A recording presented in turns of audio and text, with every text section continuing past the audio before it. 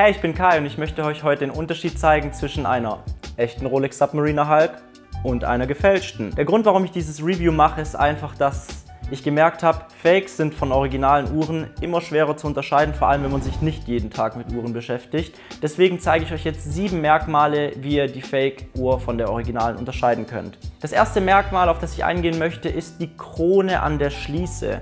Und zwar bei der Fake-Uhr wirkt das Ganze etwas gröber verarbeitet, im Vergleich mit einer echten natürlich sofort erkennbar, aber auch alleine noch gut erkennbar. Die Böbbelchen von der Krone sind etwas dicker und das Loch unten in der Krone drin ist etwas weicher verarbeitet. Es sieht einfach nicht so perfekt verarbeitet aus wie beim Original und vor allem hat man hier am Rand der Krone, wo sie praktisch aufgearbeitet wurde, hat man hier sogar eine ganz kleine Lücke zwischen Krone und Schließe und man sieht so ein bisschen schwarze Ränder. Ich schätze mal, das kommt von der Gravur oder wurde es da irgendwie aufgeklebt. Auf jeden Fall sieht man hier sogar mit bloßem Auge eine Lücke und kleine schwarze Ränder an der Krone. Das würde bei einer echten Uhr niemals passieren, bei einer echten Rolex-Uhr. Und deswegen ist es ein eindeutiges Zeichen, dass die Schließe bzw. die Krone nicht echt ist. Und wenn die nicht echt ist, dann spricht viel dafür, dass die gesamte Uhr falsch ist. Das zweite Merkmal ist die Schließe selbst. Hier verhält es sich andersherum. Und zwar ist die echte Schließe hier weicher verarbeitet, angenehmer verarbeitet als die gefälschte. Die gefälschte wirkt im Vergleich zur echten scharfkantig und auch die Mitte der Schließe guckt wirklich weit hervor. Das ist fast ein halber Millimeter, während das bei der echten nur ganz leicht höher ist als der Rest der Schließe. Also ein klares Merkmal auch, eine gefälschte Uhr zu erkennen, eine sehr scharf verarbeitete Schließe mit sehr, sehr engen Spaltmaßen. Das Gleitlock von der echten Uhr ist einfach und smooth zu verstellen, also aufmachen, verstellen, wieder reinknipsen, kein Problem. Beim Fake ist das Ganze um einiges ruppiger, also merkt man auch da einen Unterschied, besonders wieder, wenn man eine Referenzuhr hat. Das sieht man aber wie gesagt auch ohne Referenzuhr. Diese scharfe Verarbeitung ist eigentlich ein sehr gutes Merkmal, um einen Fake von der originalen zu unterscheiden. Merkmal Nummer 3, die Lünette. Das ist meiner Meinung nach eine der eindeutigsten Merkmale in einer gefälschten Uhr. Die echte Lünette ist in einem starken, kräftigen Grün. Der Fake, den ich hier habe, in so einem dunklen und im Vergleich fast schon matten Grün. Und vor allem auch die Indizes auf der Uhr weisen große Unterschiede auf. Die echte Uhr, die Indizes sind platiniert, das heißt, sie sind nicht gemalt. Deswegen sind die Indizes hier auch perfekt verarbeitet, man sieht keine Farbunterschiede in den Zahlen. Bei der gefälschten Uhr sind die Indizes, vor allem wenn das Licht nicht direkt drauf fällt, fast schon etwas dunkel und schwer lesbar. Es sieht fast so aus, als ob da das Material, das unter der Farbe ist, drunter vorschaut. Da muss man zwar genau hinschauen, man erkennt es aber auf jeden Fall. Also wie gesagt, die Lünette eine der eindeutigsten Merkmale.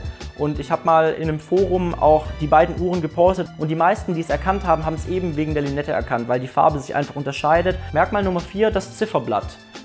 Auch das ist ein ziemlich eindeutiger Tell einer gefakten Uhr. Liegt einfach daran, das gefakte Ziffernblatt glänzt zu hell, es glänzt zu sehr. Es hat ein Sunburst-Ziffernblatt, so wie die originale Uhr auch. Bei der echten Uhr ist der Glanz zurückhaltend und elegant. Bei der gefälschten, das schimmert schon einfach zu viel und auch nicht in so einem satten, dunklen Grün, sondern eher in so einem billigen Schimmergrün. Meiner Meinung nach auch ein Merkmal, wie man so eine Uhr sofort unterscheiden kann. Und auch, dass diese Flares hier drauf, also diese Reflexe, die sind um einiges dünner und deswegen um einiges größer im Helligkeitsunterschied als der Rest des Ziffernblatts. Bei der echten Uhr sind die Reflexe um einiges breiter und heben sich nicht so sehr vom Ziffernblatt ab, sodass, wenn die Uhr zum Beispiel im Schatten ist, die fast schon schwarz wirken kann. Ich habe schon Fotos von der Uhr gesehen, da sah sie fast aus wie eine Kermit, weil das Ziffernblatt eben so dunkel war, dass es fast schon schwarz aussah.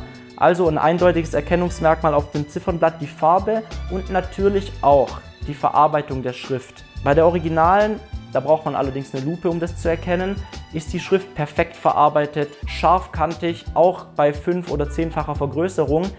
Die gefakte, wenn man da sich die Schrift anschaut unter der Lupe, sieht man kleine Einfransungen. Das Ganze wirkt einfach etwas unscharf. Da sind deutliche Verarbeitungsunterschiede erkennbar. Was kein Merkmal ist, ist eine andere Schriftart oder Abstände zwischen Buchstaben. Ich glaube, von der Hulk gab es insgesamt mindestens 6 verschiedene Ziffernblattversionen im Laufe der letzten 9 Jahre, seit sie auf dem Markt ist. Und Es wurden verschiedene Schriftarten verwendet, mit Serifen, ohne Serifen, verschiedene Abstände zwischen dem 300 und dem Meter und so weiter und so fort. Das ist also kein Merkmal, um ein Fake von einer Originalen zu unterscheiden. Sehr wohl aber die Druckqualität und wie gesagt das Leuchten des Ziffernblatts. Eindeutiger Tell für einen Fake. Punkt Nummer 5, die Rehord-Gravur. Die Gravur hier auf dem Mittelstück zwischen Lünette und Ziffernblatt ist bei beiden vorhanden, beim Originalen und beim Fake.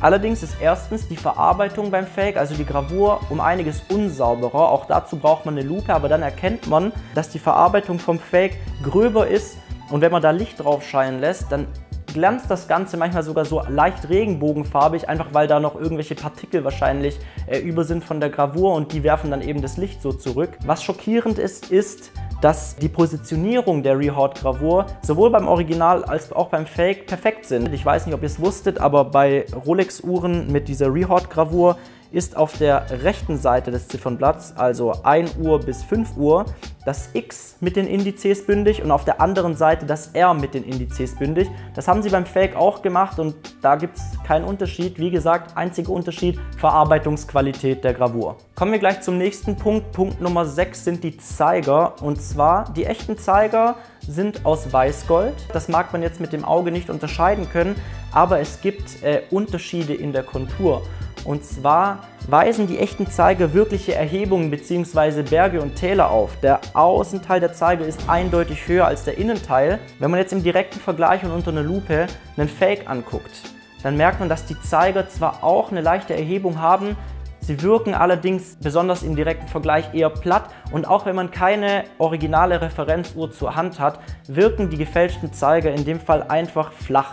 Sie wirken irgendwie billig unter Vergrößerung und wenn da irgendwie euch was auffällt und die Zeiger wirken flach oder billig, dann handelt es sich sehr wahrscheinlich um einen Fake und dann solltet ihr die Uhr im Zweifelsfall lieber nicht kaufen und euch ein anderes Angebot suchen. Punkt Nummer 7, das Uhrwerk selber. Selbstverständlich ist hier im Fake kein Rolex-Uhrwerk verbaut. Es gibt Fakes mit ETA-Uhrwerken.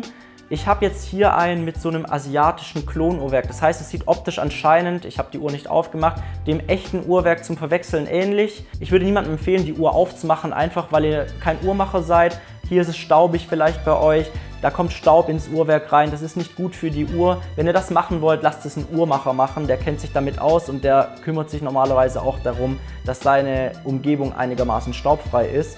Nichtsdestotrotz, das Uhrwerk unterscheidet sich beim Fake von der normalen. Die Ganggenauigkeit ist interessanterweise in einer ähnlichen Region. Also diese Uhr ist Dezember 2013, läuft mit ungefähr 3,5 Sekunden plus pro Tag. Der Fake, den habe ich gemessen, voll aufgezogen, gemessen, 12 Stunden später wieder gemessen, läuft mit ungefähr minus 3,5 Sekunden pro Tag. Das heißt, sie läuft etwas nach. Die Genauigkeit selber ist aber ungefähr im gleichen Bereich. Was mir aufgefallen ist, die Uhr bleibt manchmal nach dem vollen Aufziehen einfach nach 4 Stunden oder so einfach mal stehen, ohne irgendeinen Grund. Würde bei einer echten eher nicht passieren, es sei denn, die ist wirklich schon uralt. Kleine Anekdote nebenbei, ich habe noch von niemandem meiner Freunde, die auch Uhren mögen, oder von irgendeinem Händler gehört, dass er je einen Rolex-Garantiefall erlebt hat. Das spricht für die Qualität der Uhren und wenn eure Uhr, die nur einige wenige Jahre oder Monate alt ist, plötzlich stehen bleibt, schon dann ist es ein gutes Anzeichen dafür, dass ihr einen Fake habt, auch wenn es dann vielleicht zu spät ist.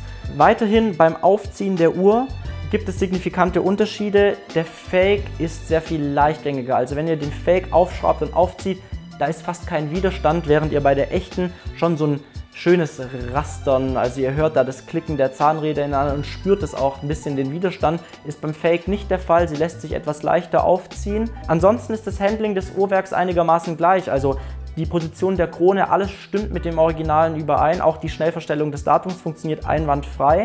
Was allerdings, finde ich, ein Anzeichen ist, dass die Uhr gefälscht ist, dass wenn ihr sie euch ans Ohr hebt, dann hört ihr sie schon von ungefähr diesem Abstand und wenn ihr euch den Fake ganz ans Ohr hebt, dann ist dann richtig metallisches und relativ penetrantes Klicken zu hören des Uhrwerks. Bei der echten Uhr, ich höre jetzt hier noch nichts und wenn ich sie mir direkt ans Ohr hebe, höre ich auch ein Klicken, aber das klingt um einiges wertiger, nicht so metallisch und um einiges leiser. Der Schütteltest, der viele sagen, hey, wenn ihr die Uhr schüttelt und da drin scheppert, ist sie nicht echt, mag stimmen, ist aber hier bei keiner der Uhren der Fall. Das heißt, weder die echte noch der Fake scheppern, man hört den Rotor nicht. Nur weil sie nicht scheppert, ist es noch lange kein Original. Also eines haben diese 7 Merkmale, die ich euch gerade gezeigt habe, gemeinsam. Wenn ihr eine echte Referenzuhr habt, ist es um einiges einfacher, den Fake schnell zu identifizieren.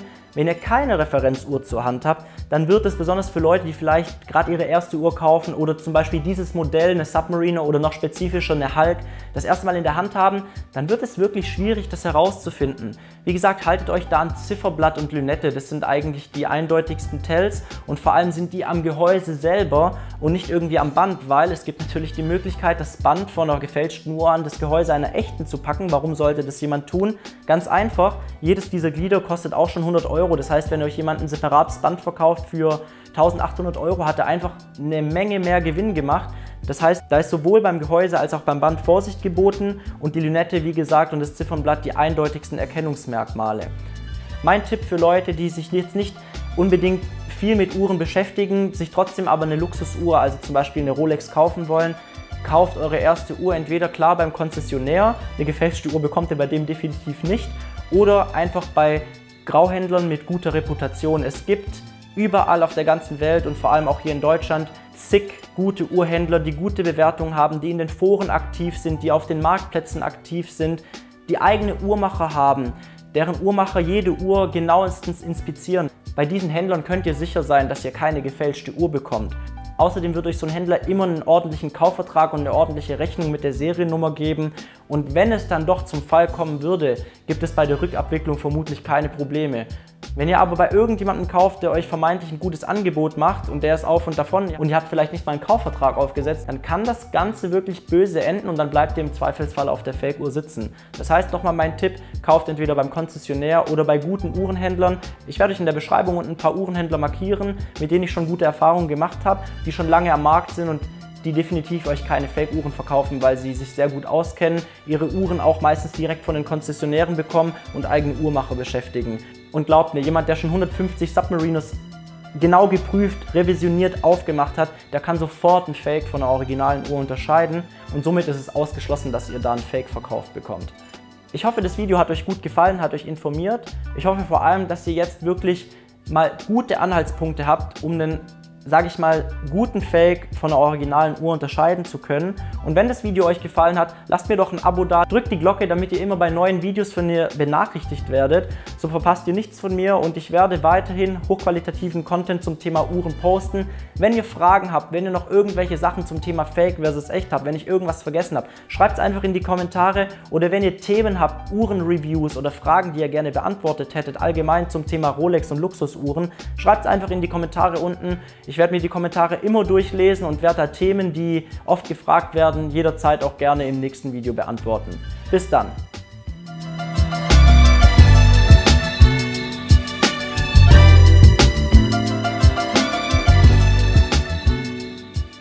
Vermutlich alleine schwer zu erkennen, aber die Uhr wirkt... Gesundheit. Meine Assistentin hat genießt.